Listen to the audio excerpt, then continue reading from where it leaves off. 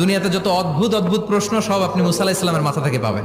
বিভিন্ন বিষয়ে আল্লাহরে প্রশ্ন করতেন। সাইয়েদনা মুসা আলাইহিস সালাম আল্লাহরে বললেন, আল্লাহ আপনি আমার এমন একটা জিকির শিখাইয়া দেন যে জিকিরটার শব্দ আপনি আর আমি ছাড়া কেউ জানবে না।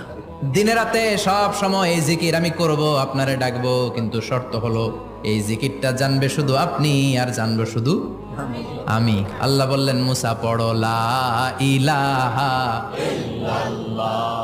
মুসা আলাইহিস সালাম কয়, মাবুদ এটা তো জাতীয় জিকির, সবাই জানে। আমি তো চাইছি এক্সেলেন্ট একটা জিকির, কারো কাছে নাই, শুধু আমি জানবো আর আমি পড়বো।